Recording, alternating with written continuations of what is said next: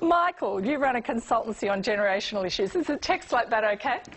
I think that the two issues, like one is the fact that they're actually saying the job sucks, which, you know, if you say that in the Queen's English, that's still rude. You know, regardless of actually how you say it, it's actually a rude statement.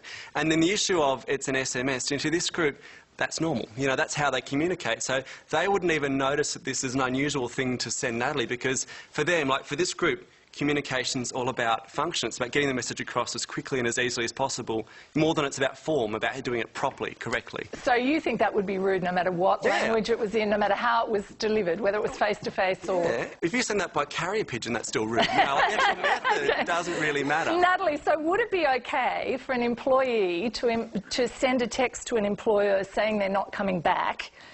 Would that be polite, if it was in polite language? Would that be okay? Would a text like that be okay in that situation to you? Well, I think we always have to think about how we should be receiving ourselves and how we should be communicating with people.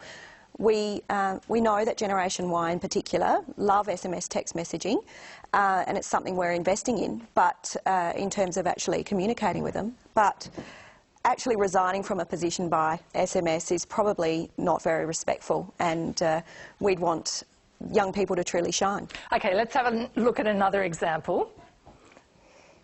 Thanks for your call re-interview. See you then. What do you reckon about that, Michael?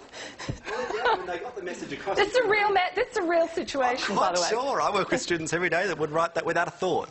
And at the end of the day, I mean, as someone who works with and employs young people, if I got that, part of me actually wouldn't sort of even notice. I go, okay, right, okay, got the message. And as long as... Well, there's thanks in there. That's right. How polite. They said thanks. That's a good start. But, I mean, really, it's about getting the message across. And so to them, it's not as big a deal about how they do it. And it's amazing. Teachers are telling me that the students are doing this in the HSC. Like in final exams, they're writing with SMS Speak. And do you know, HSC examiners are now being instructed, ones I've spoken to accept it.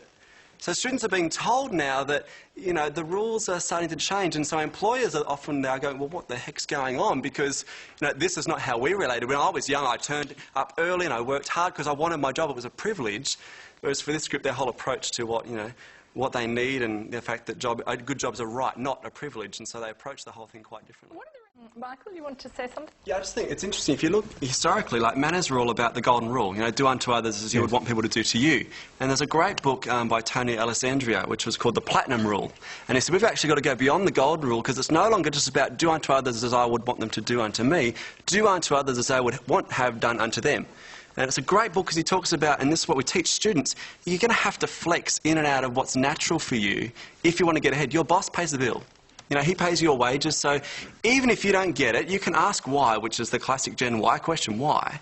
But at the end of the day, maybe there is no reason. And, you know, flexing in and out based on, you know, setting, like we were talking before the program about, you know, our wedding registry.